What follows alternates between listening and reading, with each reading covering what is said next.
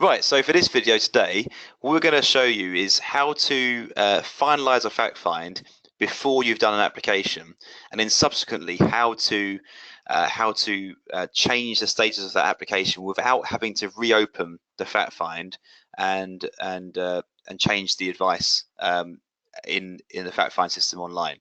So here we go. I've in my quote here, I've got my client Thierry Henry, done a little quote for life cover.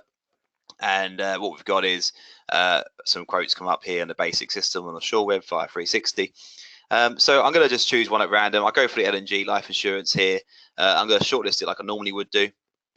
And then what I'm going to do then is, whilst that's just downloading it, I'm going to go to the submission sheet. I'm going to pretend that I've applied for this, or I'm about to apply for it. So to lock it down, I'm going to choose the policy. And then the final thing to do before I lock this down is to go to life policies, and I just have to confirm the submission. So here we go. Let's confirm what it is. Just say it's DTA. I'm just making this up for the purpose of the video today.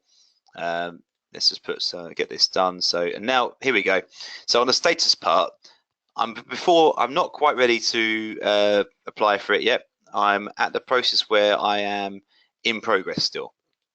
So I'm in progress, and what I'm going to do is I'm going to edit this later in the advisor application system.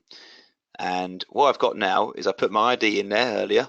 It's in my sale folder. There's my life insurance illustration and my key features.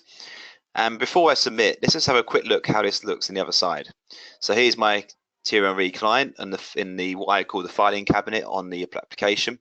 And I can see here that I've only got the opportunity folder showing, and I've only got my fact find documents. What I can't see at the moment is that ID. I can't see those illustrations in the file. So if I'm going to do a pre-approval check on this case as a compliance officer, I would need the advisor to finalize the business before they go ahead, so I can see it in here, because the compliance person would not have access to this system unless they know your passwords, and we don't want to be doing that, because that will just affect you have to keep resetting passwords and whatnot. That's just not the way to do it. It's not efficient. So advisor is going to submit the business here. Yeah, we're going to lock it down, no further changes. Now, the only reason why we want to reopen this case now is if the L&G case didn't go ahead and we had to then reapply somewhere else. That's the only reason now that we would reopen this on this protection case in this instance. So I can actually write the report now if I want to, but I'm not going to do that just this second. I'm going to go back to the application now, and if I refresh it, what we can see now is I've got an advised sale in the system, but this is where you can edit it. Obviously, if I look at the details, the decreasing term assurance that I put through is in progress, and the details here I can see. And what I'm going to do is, let's imagine that we've now gone to application. I go to status here, I change it, and I can say it is on risk. What that does, it changes the date of when it happens here, and I can also put in start dates if I need to, if I want to. I can change I can edit the replacing policies if it's in there as well, and I can also edit things like it's in trust, and then I can add in trustee details as well. So the point is now that's being updated. If I refresh this again now and save it, there we go. You can see now the decreasing term assurance is on risk. And if I go on the advice sale folder here and go to documents, we can see the documents that pertain to that client file, and it's all available. So for me as the compliance officer, if you were doing it, locking it down as in progress, I could now go in there and see that case.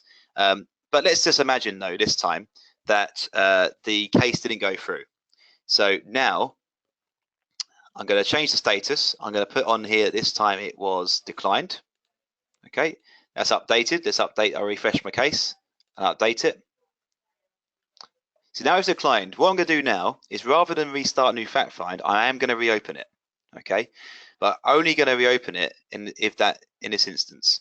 So I'm going to go to my completed cases, and if I find my Thierry Henry at the top there, if I reopen it now, you'll see it says you should only open it if you're truly looking to extend the original sales process rather than start a new one. For example, when a mortgage has been declined or a life policy rated. So if I reopen it now, it will only be because I want to do further research on that life cover that I've conducted. Okay, I wouldn't reopen it if I'm looking to do a mortgage for the client now, subsequently. Okay, so if I was looking to do a mortgage for this client instead, then like any other case, so I'm going to do just for the purpose of this, I'm going to change this back to on risk, so as if it did go through. Okay. Now, what I would do, rather than reopening the fact finds, add in mortgages, what I'm going to do is do a separate opportunity for this client. I search for the client in my system first, like I would normally. There he is. And what I do is I go, yeah, this time it's a mortgage review. My lead source. I press finish. And if I refresh this now, you can see now there's a separate mortgage review in there in the system. And what I can do is go to the documents and start the sales process separately for the mortgage.